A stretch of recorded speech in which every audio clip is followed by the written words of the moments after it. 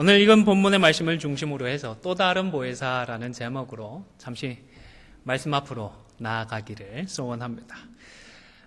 미국 대학교 중에 아이비리그라고 다들 아실 텐데 저도 가보지는 못했습니다만은 그 아이비리그에는 3대 명강의가 있다고 합니다. 그 중에 하나가 탈 벤 샤할이라는 아마 유대인 혈통이신 것 같은데 이 교수님이 우리말로 번역하면 더 행복하기 이 정도가 되지 않을까 싶습니다. 해피얼이라는 제목의 강의를 한다고 하는데요. 이 교수님이 더 행복해질 수 있기 위해 따라야 할 것에 대해서 13가지를 이야기했다고 합니다. 화면을 보시면 첫 번째 한번 읽어볼까요? 시작. 두 번째는요?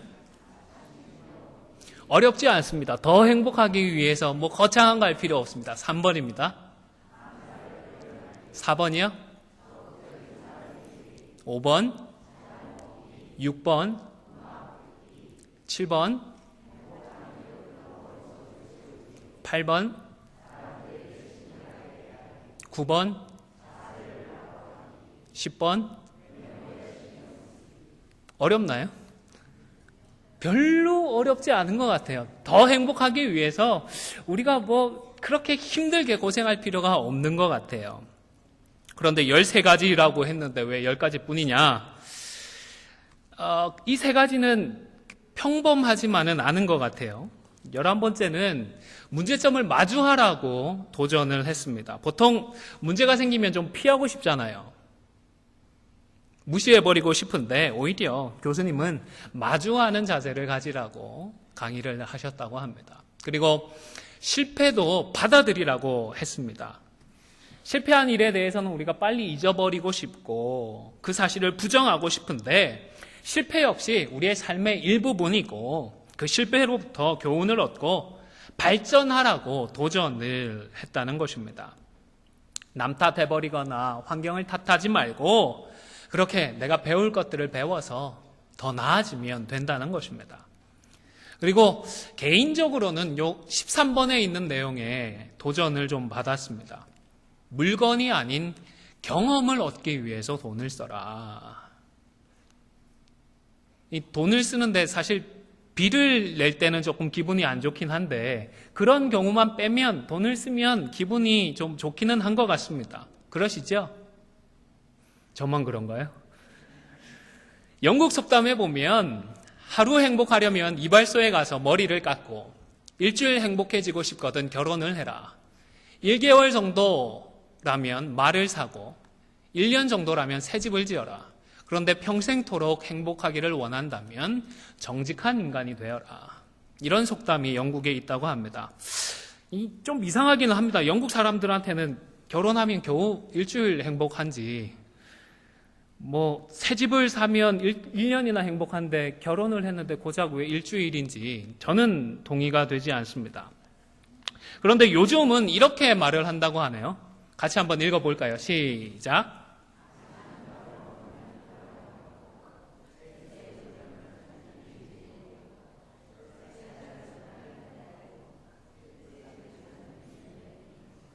여러분도 그러신가요? 요즘 사람들이 언제 행복하냐 물어보면 맛있는 밥 한 끼 먹으면 하루 정도 기분이 좋고 행복하고 핸드폰 새 기능이 있어서 머리는 조금 지근지근하고 아파도 새 핸드폰을 사면 한 일주일 정도는 기분이 흐뭇하다고 하네요. 그런데 이 탈 벤 샤하르 교수에 따르면 이런 식으로 우리가 돈을 쓰는 것보다도 맛있는 밥을 위해서 돈을 쓰고 핸드폰을 위해서 돈을 쓰고 새 집을 위해서 돈을 쓰는 것보다도 어떤 경우에 더 행복하다고요? 네, 경험을 위해서 돈을 쓰는 것이 더 행복하다라고 가르쳤습니다. 여러분 혹시 어떤 경우에 우리가 경험을 많이 할 수 있죠? 맞습니다. 잘하시네요. 강의가 필요 없으실 것 같습니다. 하버드대 갈 필요가 없습니다. 우리가 여행을 하게 되면 이런 경험들을 참 많이 하게 됩니다. 새로운 사람도 만나고 새로운 일들도 경험을 하기 때문에 여행은 준비할 때부터 참 행복하잖아요. 무슨 일이 있을까 기대도 하게 되어지고 여행을 다녀와서도 참 오래오래 그 행복감이 지속되는 것 같습니다. 그런데 여러분, 여행이 아무리 행복하고 좋아도 그냥 떠날 수 있나요? 아무 때나 막 떠날 수가 없습니다. 뭔가 준비를 해야 되기 때문입니다. 여행을 가면 나는 좋은데 집에 있는 화초들은 어쩌죠? 나는 맛있는 것 먹고 좋은 사람들 만나서 좋은데 우리 집에서 같이 살고 있는 반려동물들은 어떻게 하죠? 그냥 떠나지 못하는 것입니다. 그래서 무엇을 하죠? 대비를 해놓고 준비를 해둡니다. 여행을 떠나기 전에 화초에 물도 듬뿍 주기도 하고 아니면 자동적으로 물을 줄 수 있는 그런 급수시설을 해놓기도 하고 반려동물은 믿고 맡길 수 있는 지인들에게 미리 맡겨놓기도 하고 아니면 전문적으로 케어해주는 업체에 맡기기도 하는 것입니다. 공생의 막바지에 들어서자 예수님은 제자들에게 자신의 죽음과 부활 그리고 떠나심에 대해서 말씀을 하기 시작하셨습니다. 왜 그랬죠? 대비가 필요했기 때문입니다. 남아있을 사람들이 준비를 해야 됐기 때문입니다. 앞으로는 제자들과 함께 있을 수 없으니까 제자들을 위해서 준비를 시켜주고 싶으셨던 것입니다. 그런데 제자들은 예수님의 이러한 마음을 헤아리지 못했습니다. 요한복음 13장에 보면 가룟 유다는 이런 얘기를 가만히 듣고 있다가 어떻게 했죠?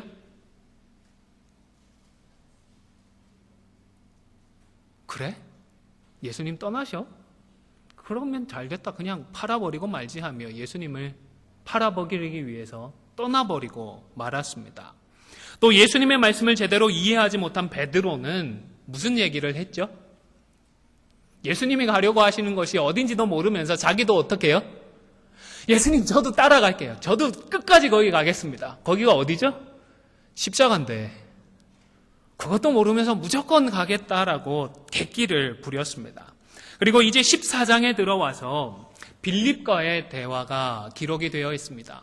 이때의 빌립은 나중에 세워진 7 집사 중에 한 명인 빌립이 아니고 12 제자 중에 한 사람인 빌립입니다. 이 빌립은 기질이 뭐라고 할까요? 좀 현실적인 사람이기도 하고 계산적인 인물이기도 한 것 같습니다. 물론 그렇다고 해서 이기적인 사람이라든지 아니면 약삭 빠른 사람이다 그렇게 평할 수는 없겠는데 확실히 머리 회전이 굉장히 빨랐던 그런 인물인 것 같습니다. 오병이어 사건 때도 보면 예수님께서 그를 시험하기 위해서 어디서 떡을 사서 이 사람들을 먹일 수 있을까 하고 빌립에게 물어보셨습니다. 그럴 때에 빌립이 뭐라고 얘기를 했죠? 시간도 별로 걸리지 않은 것 같습니다. 물론 기록을 어떻게 했는지 요약을 했겠지만 본문의 내용만으로 보면 별로 시간도 오래 걸리지 않고 곧바로 계산을 하더니 이 사람들한테는 조금씩만 먹여도 무려 200데나리온의 떡이 필요할 것 같습니다. 바로 답을 해줬습니다. 일용직 노동자가 6개월이나 일을 해야 벌 수 있는 그런 돈에 있어야 이 사람들의 허기를 면할 수 있겠습니다. 무슨 계산기나 컴퓨터라도 되는 듯이 바로 답을 내렸던 것입니다. 오늘 본문에서도 빌립의 이 좋은 머리가 재빠르게 회전하기 시작했습니다. 예수님이 자꾸 죽어야 한다고 하시죠. 이제는 거처를 예비하러 가셔야 한다고 말씀을 하십니다. 그리고 예수님을 알면 아버지도 안다고 그러시니까 머리가 돌아가고 딱 계산이 섰습니다. 예수님, 말로만 하나님의 아버지라고 하지 말고 직접 좀 보여주십시오. 그러면 예수님의 말도 믿겠고 또 이런 엄청난 경험을 우리가 한 번이라도 하면 예수님께서 우리와 계시지 않더라도 흔들리지 않고 우리가 우리의 중심을 지켜갈 수 있을 것 같겠습니다. 라는 말을 하는 것입니다. 예수님은 자신의 마음은 헤아리지 못하고 이런 이야기를 하는 빌립의 이야기를 듣고서 상당히 답답하셨던 것 같습니다. 성경을 보면서 9절 말씀을 함께 읽겠습니다. 14장 9절 성경을 보시면서 같이 읽겠습니다. 시작.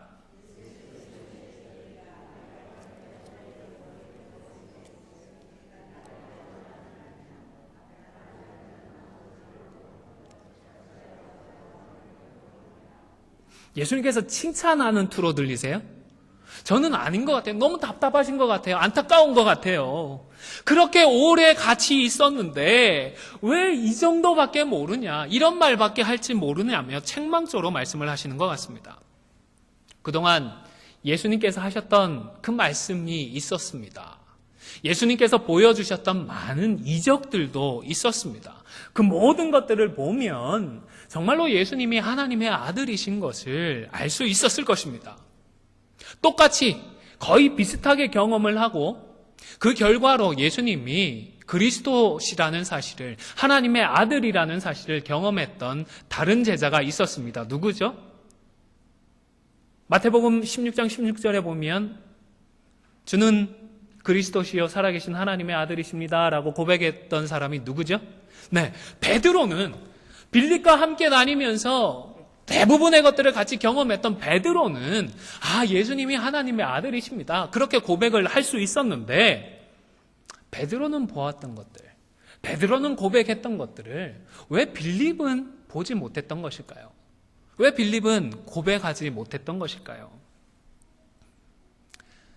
앞서 말씀드렸듯이 빌립은 계산적인 사람이었습니다. 현실적인 인물이었습니다. 그래서 예수님이 안 계실 것이다, 가셔야 한다라는 말씀을 들었을 때에 그렇다면 이제 나에게 필요한 것이 무엇인지 빨리 계산을 했습니다. 답을 냈습니다. 하나님만 한번 보면 될 것 같다라는 결론이 섰습니다. 그런데 이런 계산을 하면서 중요한 수식들을 빠뜨려버리고 말았습니다. 예수님의 존재를 빠뜨렸던 것입니다. 그리고 예수님께서 행해 주셨던 그 모든 이적들과 그 말씀들을 빠뜨리고 말았던 것입니다. 정직하게 말을 해서 빌립만 그러는 것은 아닌 것 같습니다. 우리도 신앙생활을 하면서 빌립처럼 이렇게 잘못 계산하고 잘못 셈을 하는 경우들이 왕왕 있는 것 같습니다. 신앙생활을 하면서 내가 앞으로 얼마나 더 많이 받을 수 있을까? 앞으로 얼마나 더 풍성하게 누릴 수 있을까를 재빨리 계산을 합니다. 뿐만 아니라 그동안 내가 얼마나 희생해 왔는지, 헌신해 왔는지 본전을 생각해 봅니다. 앞으로 또 얼마나 희생해야 할지를 계산을 하기도 합니다. 별로 이득이 없고 오히려 고생은 고생대로 하고 돈은 돈대로 쓰는데 욕까지 먹을 것 같으면 그냥 피해버리고 싶습니다. 안 해버리고 싶습니다. 다는 아니겠지만 많은 분들이 교회를 선택할 때도 보면 계산기부터 두드려보는 것 같습니다. 어느 교회가 제일 성경적인 교회고 복된 교회일까 보다 얼마나 나한테 유익이 될까, 영적으로 이익이 될까, 요거부터 생각하지 않나 싶습니다. 물론 신앙이 없거나 아직 어린 분들, 또 신앙생활을 하다가 마음의 상처를 입으신 분들은 조심스러울 것 같습니다. 그럴 수 있습니다.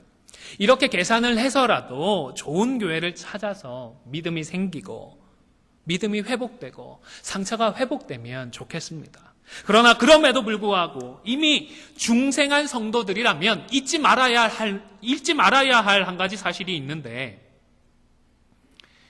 중생에서 구원을 이루어가고 있는 우리들은 더 이상 받을 것부터 생각하지 말고, 더 이상 내가 받고 싶은 것부터 생각하지 말고, 이미 받은 은혜를, 이미 받은 그 사랑을 감사하면서 한번 따라해 보실까요? 보답하며 살자.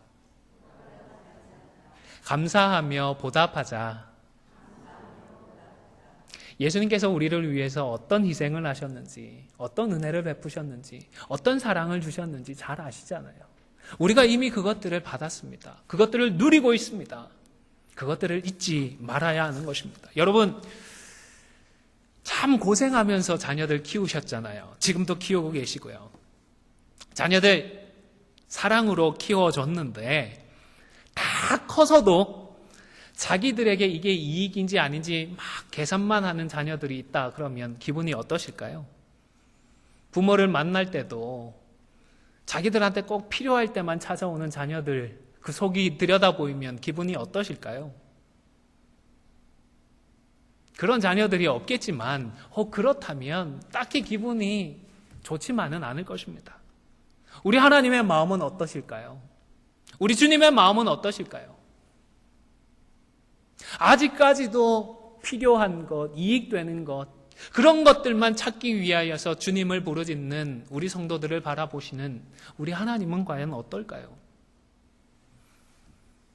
이제부터라도 신앙생활을 하면서 장차 내가 받을 수 있는 것이나 아니면 내가 받고 싶은 것부터 계산하지 마시기를 바랍니다. 물론 전혀 생각하지 말라는 말씀은 결코 아닙니다. 영적인 유익이나 신령한 축복들이 우리에게는 다 필요합니다. 그러나 이런 것부터 계산하기 전에 내가 이미 받았던 그 하나님의 사랑, 내가 이미 받은 그 십자가의 구원의 은혜를 먼저 기억을 하자는 것입니다. 우리의 계산법 안에 우리가 받은 사랑과 은혜부터 포함을 시켜야 하는 것입니다. 예수님께서 나를 구원하시기 위하여서, 나를 온전케 하기 위하여서, 나를 새로운 피조물 되기 위하여서 어떤 희생을 하셨는지, 어떤 대가를 치르셨는지를 잊지 마시기를 바랍니다. 그리고 이렇게 십자가를 지신 예수님을 믿고 의지할 때에 예수님이 하시는 일을 우리도 할 수 있습니다. 그냥 예수님이 하셨던 정도의 일이 아니라 그보다 더 큰 일도 할 수 있다고 하셨습니다. 14장 12절 말씀 역시 성경을 보면서 함께 읽도록 하겠습니다. 14장 12절입니다. 시작.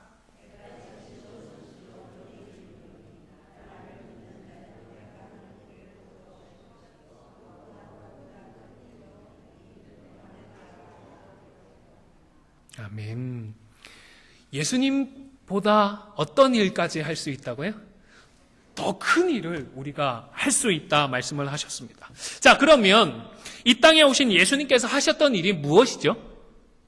그게 무엇이길래 그것보다 더 큰 일을 우리가 할 수 있을까요? 예수님이 이 땅에 오셔서 말씀을 가르쳐 주셨고 이적을 행해 주셨습니다. 능력을 행해 주셨고 제자들을 부르셨습니다. 그 일을 통하여서 새 사람을 만들어내셨습니다. 사람을 변화시켜 주셨습니다. 그러니까 이제 우리가 예수님보다 더 크게 할 수 있는 일이 무엇이라고요? 우리도 변화시킬 수 있습니다. 우리도 변화될 수 있습니다. 십자가와 부활의 능력으로 죄에 대해서는 더 이상 반응하지 않고 의에 대해서 살아서 하나님께 반응하며 의의 열매들을 맺어 나갈 수 있는 것입니다. 이러한 새로운 피조물로 나도 변화되어지고 다른 사람도 변화시켜 나아갈 수가 있는 것입니다. 뭔가 복되고 위대한 업적을 남기고 성공적인 삶을 살아가는 것이 아니라 죄를 이겨내고 하나님 앞에서 의로운 삶을 살아갈 수 있는 새로운 피조물이 될 수 있는 것입니다. 그렇기 때문에 교회에서는 세상에서처럼 얘기하지 않습니다. 교회에 와 있으면 때때로 속상하시죠? 답답하시죠? 교회에서는 왜 그렇게 하지 말라는 이야기들이 많은지 모르겠습니다. 그렇죠? 세상에서 얼마만큼 성공을 했고 세상에서 내가 돈이 얼마나 많은데 교회만 오면 그런 얘기 자랑하지 말라고 합니다. 내가 이것도 할 수 있고 저것도 해낼 수 있는데 교회에 있으면 이런저런 욕심을 내지 말라고 합니다. 직분도 하나님께서 주시는 것이지 뭐 자기가 권사가 되고 장래가 되겠다고 욕심을 내지 말라고 합니다. 철저하게 자기를 부정하고 자기를 부인하라고 합니다. 다 죄인이래요. 이 정도면 괜찮은 것 같은데, 이 정도면 쓰일 수 있을 것 같은데 죄인이기 때문에 아무것도 하지 말라고 합니다. 우리를 인정해 주지 않습니다. 세상과 너무너무 다릅니다.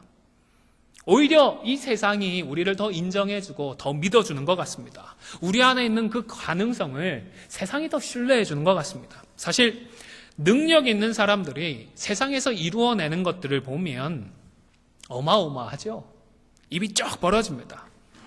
최근에 한 기업의 CEO가 이혼을 하면서 아내에게 위자료로 지급했던 금액이 한국 돈으로 40조 원이라고 그러네요. 상상이 가세요? 이혼 위자료로 40조 원을 준다고 합니다. 그러면 이 사람 지금까지 도대체 얼마나 벌어들였다는 얘기예요? 상상이 가지 않습니다. 세상에서 수완이 있고 능력이 있어서 아무리 돈이 많고 세상적으로 성공해도 그래도 교회에 오면 어떤 얘기를 듣지요? 복음 앞에서 똑같은 소리를 듣습니다. 아무리 대단한 사람이 우리 안디옥 교회에 와도요, 저는 뭐라고 할까요? 참 대단하십니다. 훌륭하십니다. 칭찬부터 할까요? 믿음이나 믿음의 분량부터 확인을 할 것입니다. 그런 확인 없이 정말 대단하십니다. 그 뛰어난 능력을 우리 교회를 위해서 이제는 좀 사용해 주십시오. 이런 부탁부터 하지 않습니다. 누가 와도 성경부터 할 것입니다. 아무리 뛰어나도 아무리 대단해도 우리는 죄인입니다. 우리는 할 수 없습니다. 먼저 뭘 하려고 하지 말고 십자가 앞에서 나를 부인하고 나를 부정하는 그 연습부터 해야 합니다. 이렇게 말씀을 드릴 것입니다. 여러분, 십자가의 은혜와 사랑을 아니까 이제부터는 빌립처럼 뭔가 더 받아 챙기기 위하여서, 뭔가 더 대비하기 위하여서 계산을 하지 마시기를 바랍니다. 그리고 교회로 와서 뭔가 세상적인 것들로 인정받으려고 하지 말고 오히려 철저하게 자기 자신을 죽일 수 있기를 바랍니다. 그리고 이미 받은 은혜와 사랑에 감사하고 보답하는 삶을 살아가는 우리 모두가 되실 수 있기를 주님의 이름으로 간절히 축원을 드립니다. 그러면 정말로 아무것도 못하느냐, 아무것도 할 수 없느냐? 그것은 아닙니다. 우리가 할 수 있을 때가 있고 해야 할 때가 따로 있습니다. 바로 성령으로 충만할 때입니다. 또 다른 부에서 성령으로 충만할 때에 그런 우리를 우리 하나님께서 사용해 주십니다. 오늘 본문에 아버지를 좀 보여주십시오라고 간청을 했던 그 빌립의 마음이 이해가 가지 않는 것은 아닙니다. 저도 대학 시절 하나님의 사심을 좀 보여주십시오라는 기도를 종종 했더랬습니다. 지금도 새벽 기도의 시간에는 하나님의 뜻이 무엇인지 제발 좀 알려주십시오. 그렇게 기도를 합니다. 빌립처럼 저 역시도 하나님의 존재나 하나님의 뜻에 대해서 확실한 뜻을 좀 보게 되면 더 잘 믿을 것 같고 더 흔들리지 않을 것 같기 때문입니다. 아마 많은 우리 성도들께서도 더도 말고 덜도 말고 딱 한 번만 좀 확실하게 체험을 하면 좋겠습니다 생각하시는 분도 계실 것 같습니다. 그런데 예수님은 우리가 기대하고 빌립이 기대하는 그런 방법이 아니라 다른 방법을 말씀해 주셨습니다. 물론 더 좋은 방법입니다. 16절 말씀도 함께 읽도록 하겠습니다. 16절입니다. 시작.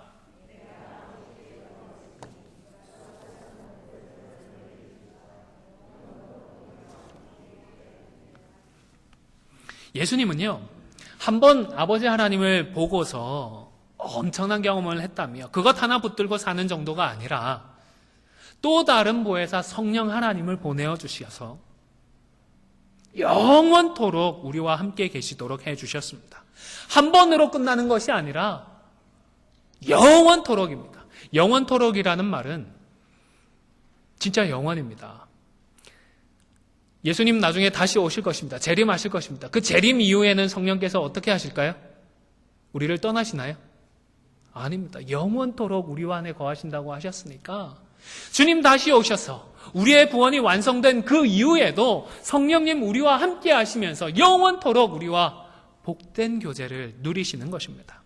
그리고 함께 하시는 성령 하나님께서는 무엇보다 우리가 예수님을 사랑할 수 있도록 힘과 능력을 주십니다. 15절에 보시면 예수님은 너희가 나를 사랑하면 나의 계명을 지키고 라고 말씀을 하셨습니다. 몇 번 설교 시간을 통하여서 우리의 생각이나 우리 기분에 따라서가 아니라 우리는 마땅한 일을 해야 한다. 우리는 옳은 일을 해야 한다라고 말씀을 드렸습니다. 그런데 이것보다 더 중요한 것이 있습니다. 무엇일까요? 우리가 주님을 사랑하는 것입니다. 예수님을 사랑하면 마땅해서도 아니고 옳지 않아서가 아니라 그저 사랑하기 때문에 그 말씀을 따를 수밖에 없는 것입니다. 따르지 않고는 견딜 수가 없는 것입니다. 여러분 자녀들을 위해서 많은 것을 해주시잖아요. 왜 하시죠? 부모니까요.